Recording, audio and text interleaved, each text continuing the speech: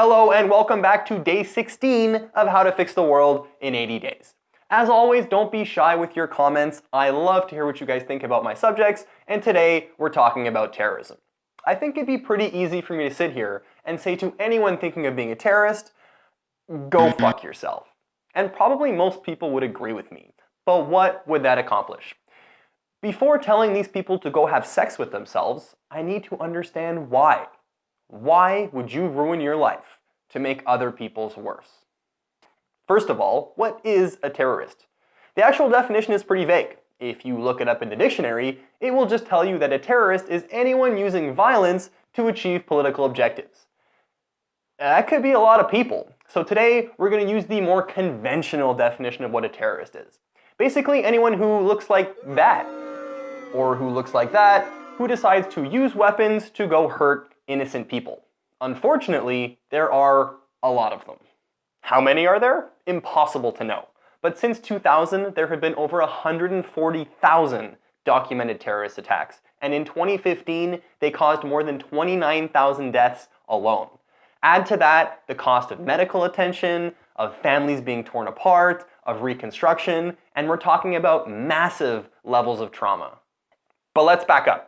Before throwing these people to the wolves, let's try to understand where they're coming from.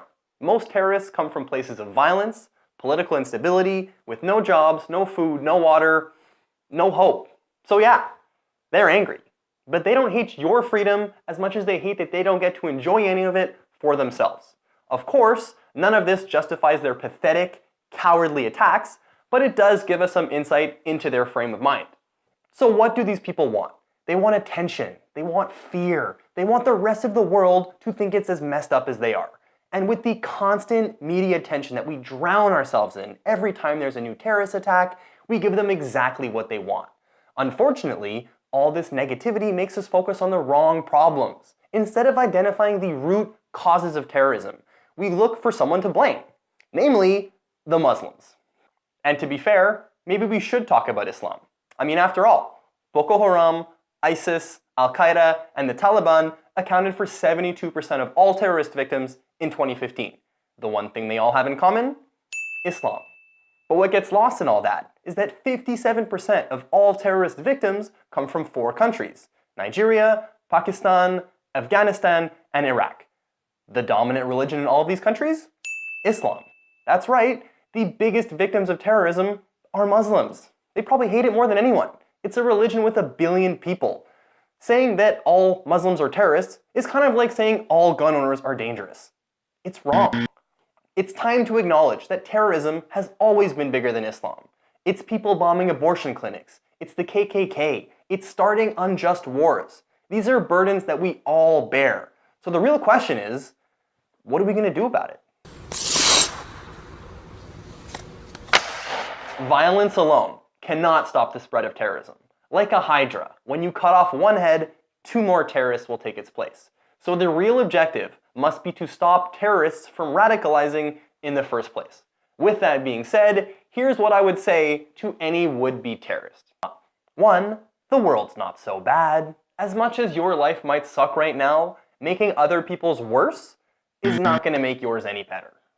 2, you must be insane to think this plan is going to work. Blowing up buildings and hurting innocent people is going to do the exact opposite of what you set out to do. It's going to mean more military presence in your home, less food, less water, less jobs, more political instability. There are other ways, much better ways, to accomplish what you set out to do. 3, if you are some kind of religious extremist and you interpret a book in a very literal sense, read the whole book. If the point you got was to kill people, you must have missed the point. 4, if you're following someone's orders, ask them why they're not putting themselves in danger. Why you and not them? And 5, if you're not a religious extremist and still want to be a terrorist, what are you doing? If the world is so awful, save us all the trouble and just kill yourself. So that's how you hopefully stop terrorists from radicalizing, but what do we do with those who are already guilty? It's a great question. Part of me wants to just kill them and be done with it. Another part of me wants to catch them, put them in jail, and let them rot there until the day that they die. But probably the most intelligent part of me wants to give them a deadline to turn them and their partners in return for more lenient sentencing. It's not going to give us the vengeance that we want, but it might stop future terrorist attacks from harming innocent people. And that's really what this is all about. If we can't stop the violence moving forward, then what are we doing?